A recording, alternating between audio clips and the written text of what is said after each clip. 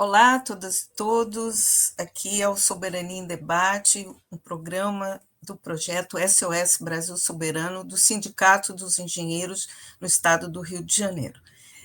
Nós hoje temos um programa especial sobre o Dia Mundial da Alimentação e temos como nossos parceiros nessa nossa empreitada de debate sobre a soberania brasileira, parceiros muito importantes, o canal do Conde, que transmite o programa concomitantemente ao nosso no YouTube, a Abraço, que é a Associação Brasileira das Rádios Comunitárias, e no final de semana a TVT retransmite o nosso trabalho na TV de sinal aberto.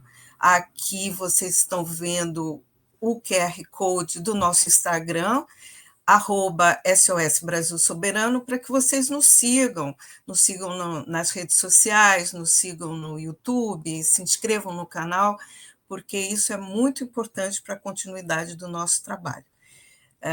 Então, como eu disse, hoje é o dia 16 de outubro, que é o Dia Mundial da Alimentação, que foi criado pelas Nações Unidas, a Organização das Nações Unidas para a Alimentação e Agricultura, a FAO, numa reunião em Roma, em 1979, mas para marcar a própria criação da FAO em 1945.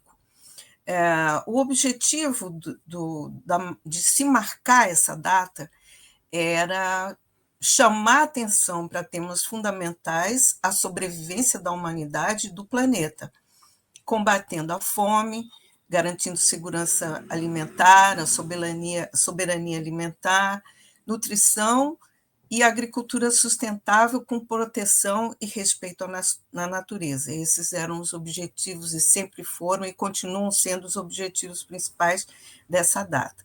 E para nos ajudar a pensar, refletir e nos posicionar sobre esses temas, convidamos uma das maiores autoridades mundiais, que é o João Pedro Stedley, da Coordenação Nacional do MST, Movimento dos Trabalhadores Sem Terra, que é o maior produtor de arroz orgânico do Brasil.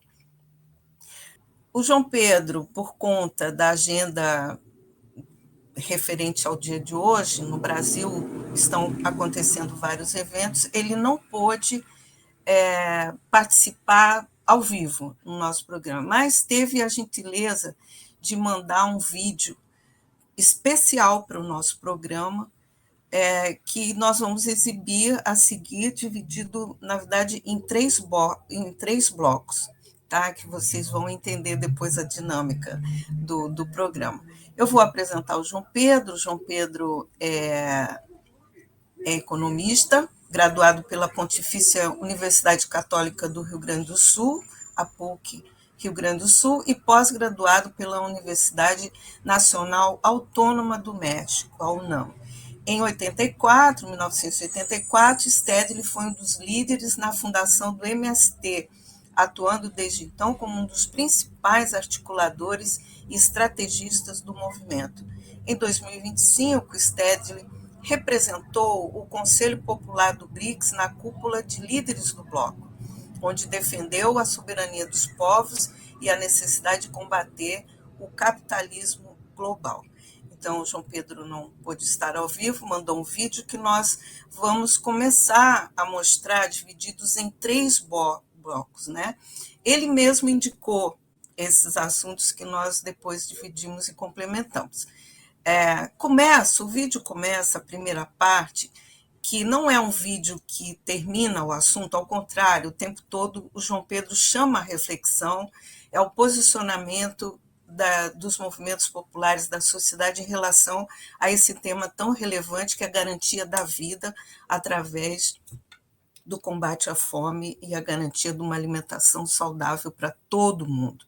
Então, ele conta a história da data e avança na definição do que significa segurança e soberania alimentares no mundo de hoje, quando ainda em todo o planeta 673 milhões de pessoas não têm o que comer. Então, O João Pedro explica o motivo dessa situação. Vamos ouvir.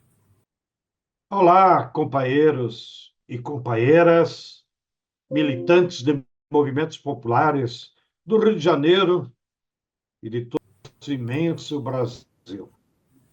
Venho aqui convidado para trazer algumas reflexões sobre o tema da soberania alimentar, que tem tudo a ver com o mês de outubro.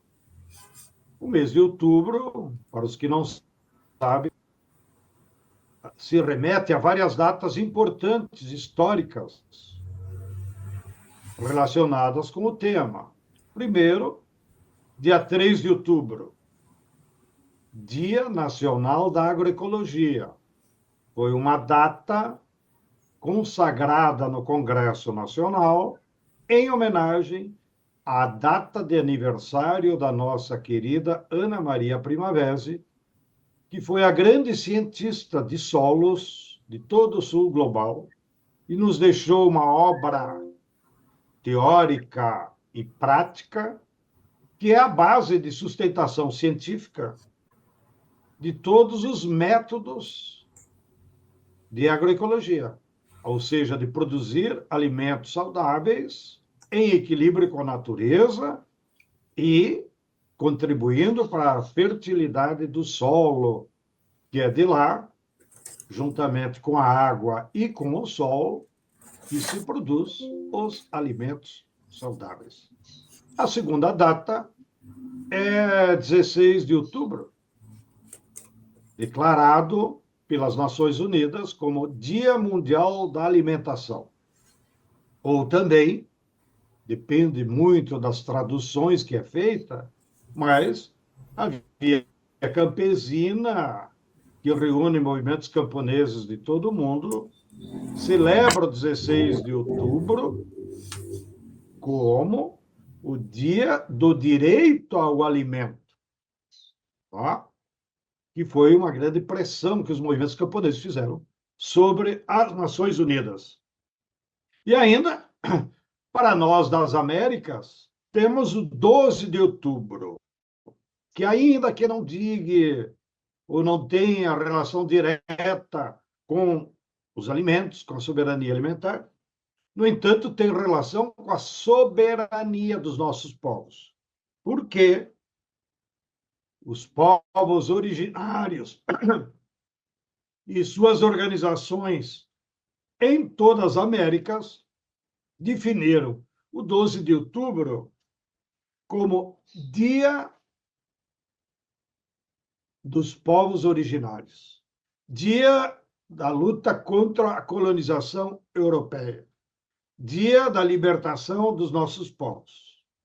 Infelizmente, aqui no Brasil, essa data acabou ficando escondida, digamos assim, já que nós temos uma celebração religiosa que já tinha uma tradição anterior e, portanto, acabou prevalecendo a celebração religiosa do 12 de outubro, em homenagem à Nossa Senhora Aparecida, do que a data que é celebrada em todas as Américas, desde o Canadá até a Patagônia.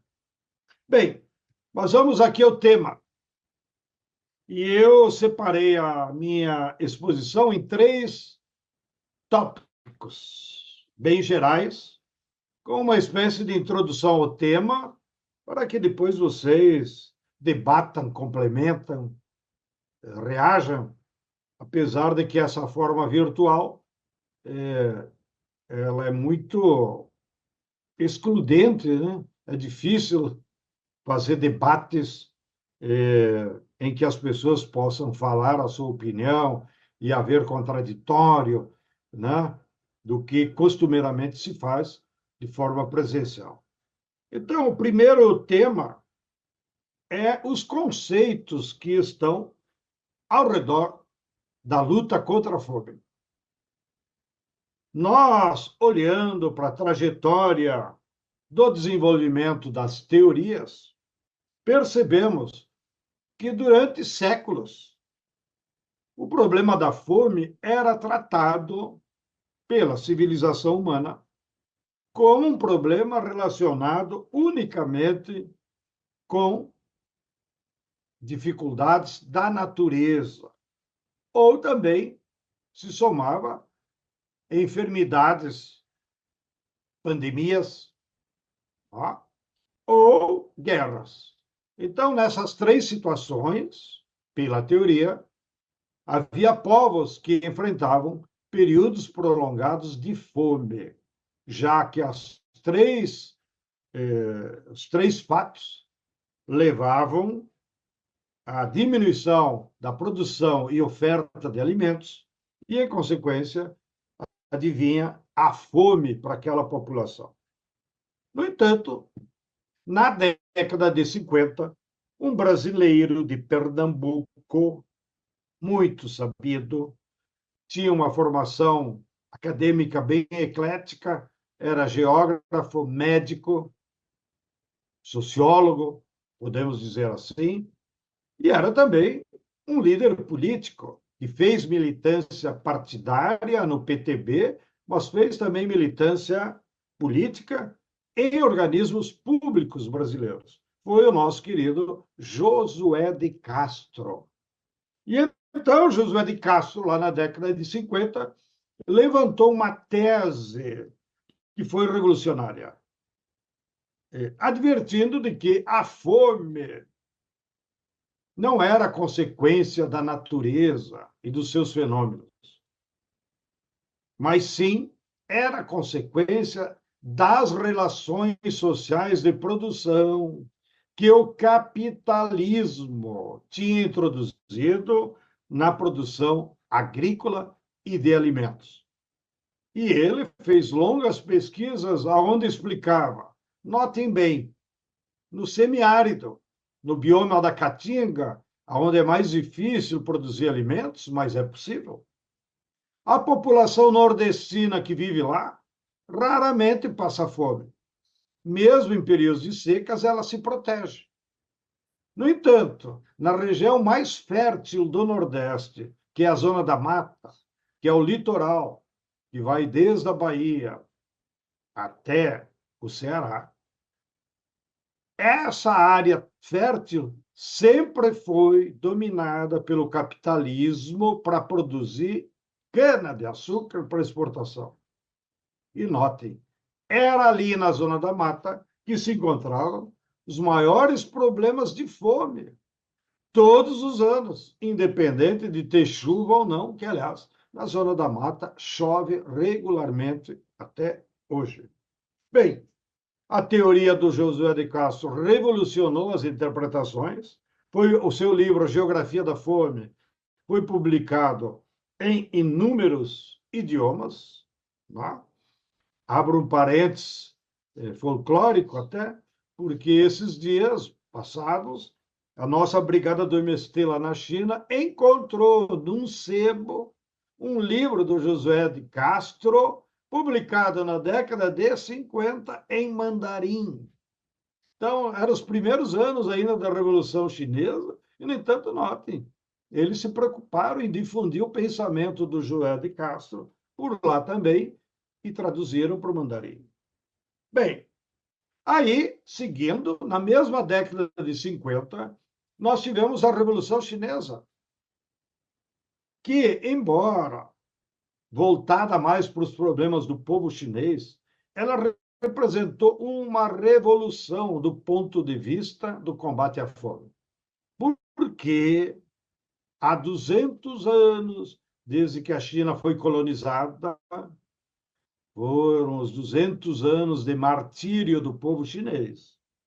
O povo passou fome em função do capitalismo mercantil colonial, tanto dos britânicos, quanto dos franceses, quanto dos japoneses. Bem, então a Revolução Chinesa libertou o povo chinês da fome. E como é que eles fizeram isso? Eles fizeram reforma agrária e entregaram a terra para todas as famílias de camponeses, de forma igualitária, que atendeu, em média, 1 hectare por família. Mas aquela medida foi uma redenção para o povo chinês e eclodiu em todo mundo como a Revolução Vermelha, que tirou quase 1 bilhão de pessoas da fome. Fato que nenhum país capitalista havia conseguido, ao contrário. Era o capitalismo, nas suas várias formas de dominação, como o colonialismo, o imperialismo, que havia provocado a fome no sul global. Bem, então veio a década de 70 e os Estados Unidos quis dar uma resposta à Revolução Vermelha de Mao, do povo chinês, e criou o conceito de Revolução Verde e passou a usar todos os seus instrumentos na mídia, no cinema, na imprensa em geral. Estávamos em plena Guerra Fria e os Estados Unidos tinham hegemonia em todo o Ocidente, hegemonia das ideias, das políticas, e ele então propôs que para combater a fome era preciso fazer uma revolução verde, em contraposição à vermelha. E a revolução proposta era que nós deveríamos incluir na agricultura os agroquímicos e os agrotóxicos, que esses elementos iriam aumentar muito a produtividade da terra. E, com isso, aumentaria muito a produção de alimentos e eliminaria a fome. E assim se fez. O principal agrônomo que desenvolveu essas técnicas da Revolução Verde se chamava Norman Borlaug, e, em função de toda essa guerra ideológica, os Estados Unidos concedeu a ele, manipulando a Noruega, o Prêmio Nobel da Paz a esse agrônomo, como símbolo da Revolução Verde. Bem, anotem aí, lá naquele período da década de 70, passavam fome no mundo ocidental 60 milhões de pessoas. E isso justificava a Revolução Verde. Porém, passados 50 anos, hoje, segundo a mesma FAO, passam fome todos os dias, ao redor de 800 milhões de pessoas. Ou seja, o verdadeiro objetivo da Revolução Verde não foi combater a fome, foi criar mercado para as empresas americanas que produziam agroquímicos, NPK, e agrotóxicos, seja defensivos, seja outros pesticidas que eles difundiram por todo o mundo. Bem, assim evoluiu o debate político-ideológico e chegamos então na década de 90. Na década de 90, a FAO convocou uma plenária dos seus membros, que, como todos sabem, a FAO é um organismo das Nações Unidas e participa da FAO os governos, com seus embaixadores, inclusive, presentes lá em Roma. A FAO, então, convocou uma reunião e, nessa reunião, evoluiu o conceito, que foi, de certa forma, melhor do que a Revolução Verde, quando eles, então, passaram a advogar a necessidade da segurança alimentar. Ou seja, todos os governos se comprometeram a implementar políticas públicas que representavam combater a fome. Ou seja, os governos assumiriam para si a responsabilidade e desenvolveriam políticas para entregar comida para a população. Ou seja, o Estado tinha a obrigação de evitar que a sua população passasse fome. Então, em consequência desse novo conceito, evidentemente que muitos governos e estados passaram, então, a adotar políticas assistencialistas, no meu modo de entender, para distribuir alimentos. Foi assim que as próprias Nações Unidas criou o fundo, que é o Programa Mundial de Alimentos, que seria para uma espécie de estoque mundial de alimentos, para socorrer aqueles países que, de alguma forma, tinham sofrido por guerras, por pandemias ou por acontecimentos da natureza, então as Nações Unidas, também como uma espécie de governo mundial, corria lá e levava alimentos. De novo, o Programa Mundial de Alimentos, ao longo das décadas, se revelou apenas um estoque virtual, porque na hora de comprar os alimentos e mandar para os países, as Nações Unidas compravam das grandes corporações internacionais, que elas é que controlavam os alimentos e tinham, de fato, os estoques. Nunca houve um silo da FAO ou um silo do Programa Mundial de Alimentos. Então, no fundo, quem se beneficiava dessa teoria da segurança alimentar acabou sendo a Cargill, a Bunge, a ADM, a Monsanto, que vendiam para as Nações Unidas, que então levava até os países necessitados. Aqui no Brasil, a política mais clara de assistencialismo na questão da segurança alimentar foi o Bolsa Família, não, que já nasceu, a gente se esquece às vezes, com o governo Fernando Henrique Cardoso. Não? E então, era uma política humanista, vamos dizer assim, de garantir que a população tivesse recursos para comprar alimentos. Mas também houve outras políticas de distribuição de cesta básica, que aí a Conab fazia usando os seus estoques. Bem, o debate se concluiu quando, então, na mesma década de 90, a Via Campesina, que reúne o maior número de movimentos camponeses de todo o mundo, se reuniu também em Roma e construiu, junto com seus intelectuais orgânicos, junto com o que havia de acúmulo teórico, um outro conceito, o conceito de soberania alimentar. E o que é o conceito de soberania alimentar? É a defesa de que cada povo e todos os povos têm o direito e o dever de produzir os alimentos necessários para a sua população em qualquer território do nosso planeta. A história da humanidade já tinha revelado que, por mais difícil que eram as condições edafoclimáticas para a produção de alimentos, por exemplo, no deserto do Saara ou no Polo Norte com os esquimós, ninguém passava fome no Polo Norte, nem ninguém passou fome no Saara. Os beduínos resolviam a produção de alimentos com diversas técnicas e conviviam com o deserto. Assim como, repito, aqui no Brasil, quem vivia na Caatinga, que é um bioma com muita necessidade de água, porém as populações encontraram uma forma de sobreviver na Caatinga. Então, na soberania alimentar, caberia aos governos implementar políticas que contribuíssem para que o povo pudesse produzir todos os alimentos que ele precisa em cada território. Claro que o âmbito do território você pode definir como uma grande região ou, a fim de cabo, um país.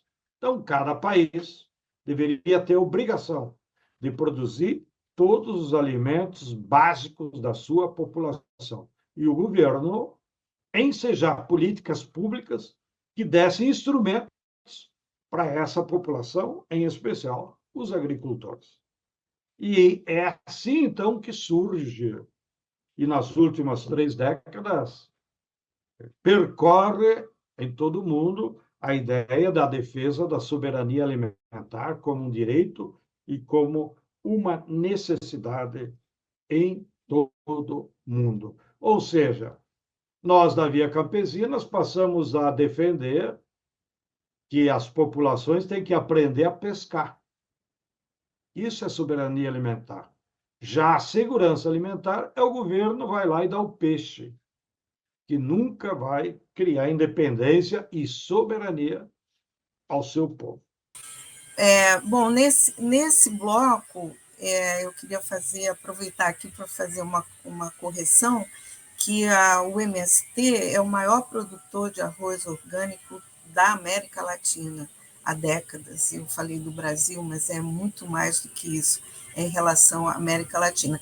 E há uma divergência um pouco entre os dados da FAO, do quantas pessoas passam fome no mundo, porque há uma gradação entre insegurança alimentar grave, gravíssima, quer dizer, que são pessoas que realmente não têm nada o que comer, e um número maior de pessoas que comem um dia, não comem no outro, não sabem o que vai comer 2 dias depois, que é esse número de 800 milhões de pessoas que vivem a insegurança alimentar em todo o planeta. Bom, como nesse momento, nós vamos passar para a segunda parte do vídeo do bloco de explicações do João Pedro, onde ele fala, além de reforçar ainda mais o que existe no debate do conceito de segurança e soberania alimentar, ele entra no esclarecimento de quais são os modelos agrícolas que existem hoje no Brasil, né? Que estão em disputa o tempo inteiro, que é um modelo que mantém uma extrema desigualdade na produção, acesso e distribuição de alimentos. O João Pedro ressalta o papel da agricultura familiar como a principal fonte de produção dos alimentos que chegam à mesa dos brasileiros. Aqui no Brasil, nós temos 3 modelos agrícolas que se enfrentam todo o tempo. 2 modelos dos capitalistas e um dos trabalhadores. O primeiro modelo é o latifúndio predador. Muitos capitalistas vão lá na natureza e se apropriam de forma privada de terras, água, biodiversidade, florestas, madeira, para acumular capital. Mas eles não produzem alimentos. Eles acumulam riqueza, capital, mas não produzem alimentos e destroem a natureza, que acaba afetando com o seu desequilíbrio a produção de alimentos em outros territórios. O segundo modelo é do agronegócio, cantado em verso prosa pela Globo e por outros meios da burguesia, como o moderno, como a salvação do país. Ora, o modelo do agronegócio é um modelo do capital que utiliza modernas técnicas, mas não produz alimentos, produz commodities agrícolas para o mercado internacional.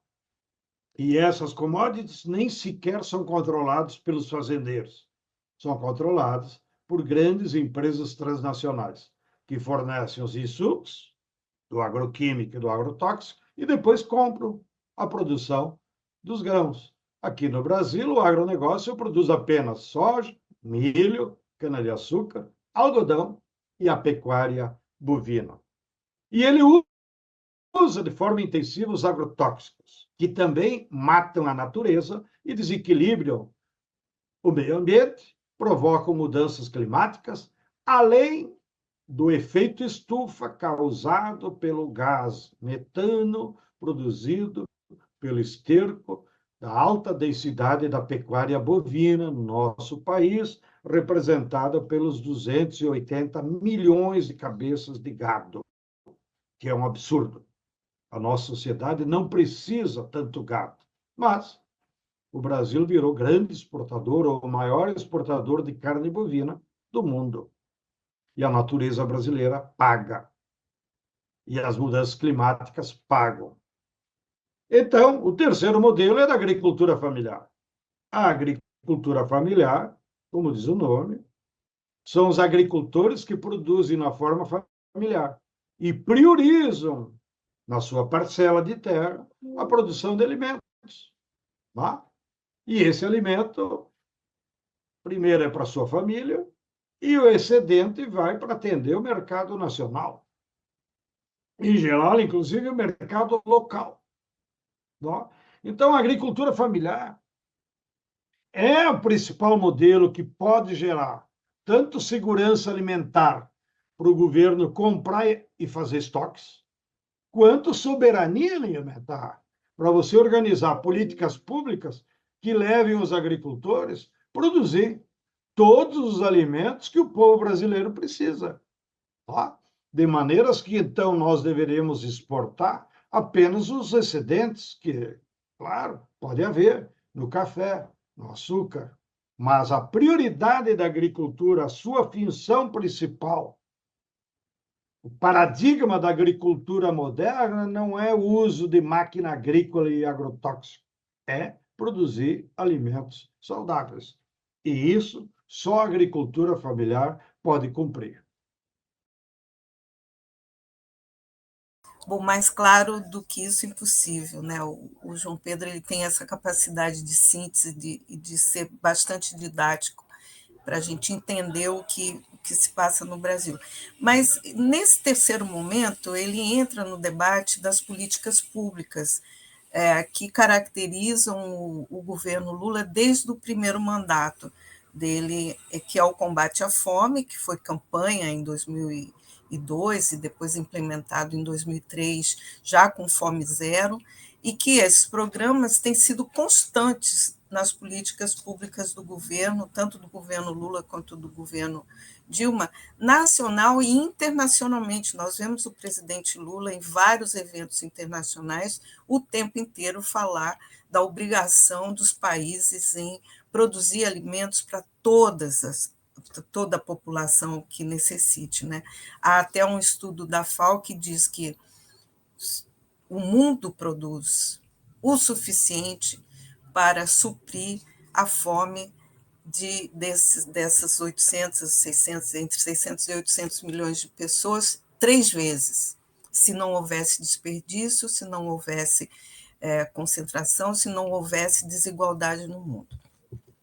Então, o Stedley, nesse terceiro momento, ele explica quais são esses programas, essas políticas públicas, que incluem programas e financiamento para acabar com essa chaga social que ainda atinge milhões de brasileiros.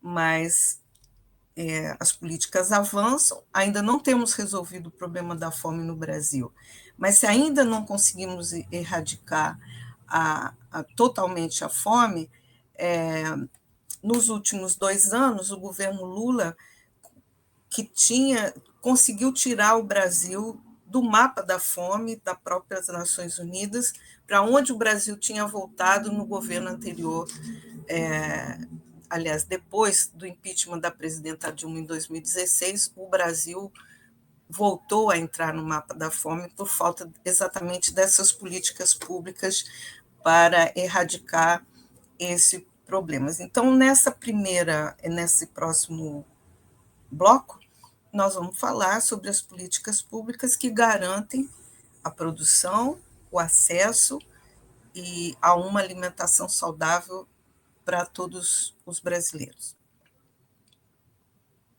Terceiro e último bloco. Aqui no Brasil, nós temos diversas políticas governamentais que vão na direção da segurança alimentar ou vão na direção da soberania alimentar, que nós defendemos.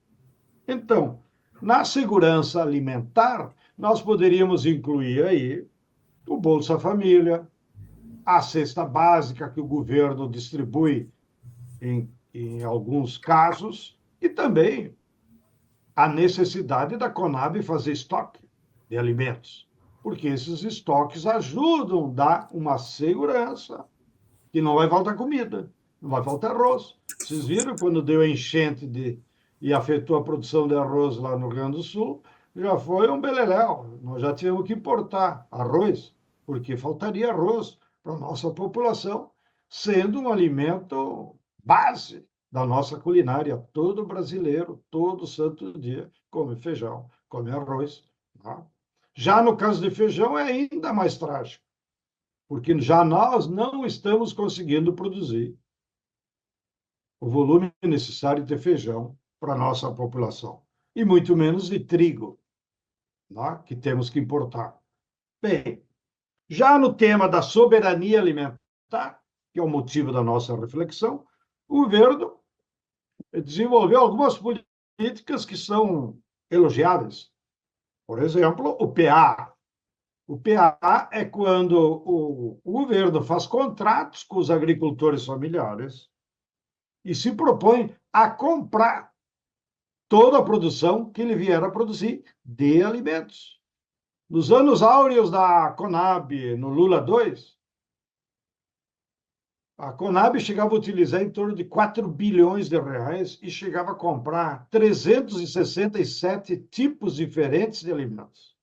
Era uma política de soberania alimentar, porque mais que fazer estoque, a Conab induzia o agricultor, garantia a compra à vista quando ele entregasse o produto, e, portanto, chegava até a substituir o crédito rural e os juros, e fomentava a produção de alimentos. Então, o agricultor se sentia estimulado a produzir não só soja e milho ou leite, mas os 367 tipos de alimentos diferentes que formam, digamos, a grosso modo, a culinária brasileira, né? Do chuí até o iapoque. Né? Então, o PA é um instrumento importantíssimo de soberania alimentar. Lamentavelmente, vem sendo depreciado e a Conab não tem os recursos necessários. E, infelizmente, a taxa Selic está levando 40% do orçamento nacional. E os governantes parece que escondem isso. A segunda política é o PENAE.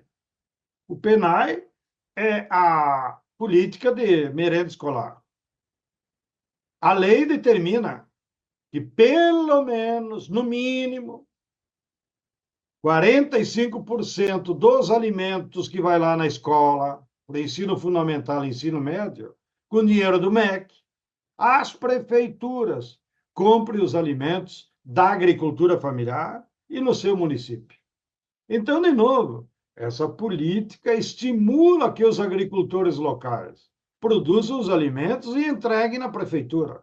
E, de certa forma, as escolas, com as suas merendeiras, vão repetir a culinária que já é praticada nas suas casas, né? Com toda, né, a diversidade de cada município, com o bioma de cada município. Isso tem uma riqueza enorme para a formação da nossa criançada, para terem uma alimentação saudável, para terem saúde. Né?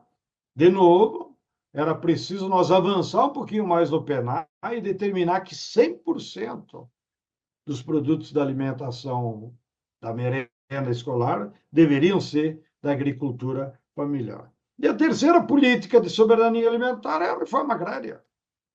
Porque quando nós, do MST, lutamos para repartir o latifúndio, o que nós estamos fazendo? É lutar contra aquelas áreas que o capital se apropriou, e que nós estamos chamando aqui de latifúndio predador, o latifúndio improdutivo, e transformar aquelas áreas, que são, inclusive, depredadoras da natureza, transformar aquelas áreas em produção de alimentos. Tá? Para que haja soberania alimentar. E então, os sem terra, que poderiam ser um agricultor familiar e que hoje trabalham como meieiros, arrendatários ou peões de fazenda, eles, então, tendo terra, se incorporariam nesse grande contingente de agricultores que produzem os alimentos para o nosso povo. Então, a reforma agrária é uma das políticas mais estruturantes para você ter, no médio prazo, uma alternativa de construção da soberania alimentar, assim como refazer áreas da pecuária bovina que estão degradadas, sem nenhuma árvore, e refazer áreas do agronegócio que também estão degradadas pelo uso intensivo do agrotóxico, que exige que a fazendeirada coloque cada vez mais agroquímico. Tá bom, ganham dinheiro, mas só exportam commodities. Bem, companheirada, essas são as reflexões que eu queria trazer para vocês. Espero que sejam, de alguma forma, úteis para que vocês sigam debatendo o tema, pesquisando, lendo, já que é um tema tão complexo que não se resolve numa palestra ou apenas numa, como diz a modernidade, numa live como essa. Um grande abraço a todos e a todas. Bom, tá aí, esse foi o nosso programa de hoje, no dia 16 de outubro, no Dia Mundial da Alimentação, ou no Dia do Direito ao Alimento, como prega a Via Campesina. E há vários eventos acontecendo no Brasil e no mundo para marcar debates desse tema fundamental para a sobrevivência da humanidade. Aqui no Rio de Janeiro, logo mais, no armazém do campo do MST, vai ser lançado o Atlas dos Conflitos do Campo Brasileiro, uma iniciativa da Comissão Pastoral da Terra com o Armazém do Campo. O documento ele registra os conflitos, décadas de lutas e resistências com dados inéditos sobre a realidade agrária no país de 1985 a 2023. É um dos documentos mais completos sobre o tema que já foram publicados por aqui. No link abaixo, você tem o acesso ao documento que já está disponível na íntegra para quem quiser baixar no seu computador, no seu celular e ler. Então, boa leitura para todos e vamos aproveitar mais essa produção de pesquisadores e militantes da Comissão Pastoral da Terra e do Movimento dos Trabalhadores Rurais Sem Terra. Então, nós ficamos por aqui, agradecendo a todos pela atenção e voltamos na semana que vem com mais um tema de relevância para o debate da soberania brasileira. Até semana que vem.